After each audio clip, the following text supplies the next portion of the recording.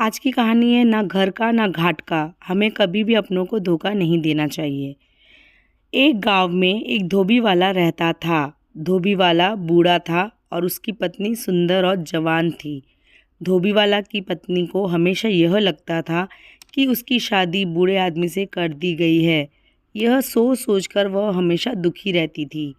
एक दिन उस गांव में कहीं से एक धोखेबाज आदमी आया और उसने धोबी वाली की पत्नी को देखा तो वह सब समझ गया कि यह स्त्री अपने पति से खुश नहीं है। धोखेबाज आदमी धोबी वाले की पत्नी के पास आकर बोला, कन्या, तुम बहुत सुंदर हो। मुझे तुमसे प्यार हो गया है और मैं तुम्हारे साथ अपना जीवन बिताना चाहता हूँ। क्या तुम मेरे साथ मेरे घर चलोगी? धोबी वाली की पत्नी धोखेबाज आदमी की बातों में आ गई और अपने पति को छोड़कर उसके साथ जाने के लिए तैयार हो गई। दोनों ने भागने के लिए समय तय कर लिया। धोखेबाज आदमी ने कहा, तुम्हारा पति तो बूढ़ा हो गया, वह धन का क्या करेगा? तुम अपने साथ घर में रखा धन और जेवर भी रख लेना, वो भविष्य में हमारे बहुत काम आएगा। स्त्री उस धोखेबाज आदमी की बातों में पहले ही आ चुकी थी और उसके कहे अनुसार उसने घर में रखा धन और जेवर भी अपने पास रख लिए।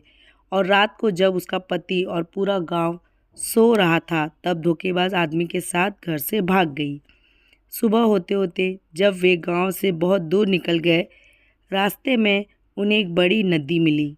धोखेबाज आदमी ने सोचा, मैं किसी तरह इसका धन लेकर इसे यहीं छोड़ देता हूँ। यह स्त्री वैसे भी अधेड़ उम्र की हो चुकी है। मेरे पास धन रहेगा तो कई जवान सुंदर स्त्रियां मिल जाएगी। नदी को देखकर धोखेबाज आदमी ने बोला, जान, इतना सारा धन लेकर हम नदी को पार नहीं कर सकते। पहले मैं इस धन को नदी के पार ले जाकर किसी सुरक्षित स्थान पर रख देता हूँ, फिर तुम्हें नदी पार करवा दूंगा। धोबी वाली की पत्नी ने बिना सोचे समझे धोखेबाज आदमी को धन की गठरी दे दी और वहीं बैठकर उसके आने का इंतज़ार करने लगी। बहुत अधिक समय बीत गया लेकिन वह धोखेबाज आदमी नहीं लौटा।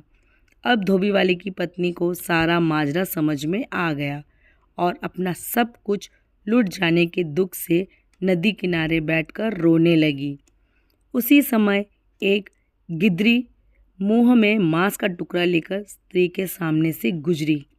गिद्धरी को नदी में एक बड़ी सी मछली दिखाई दी।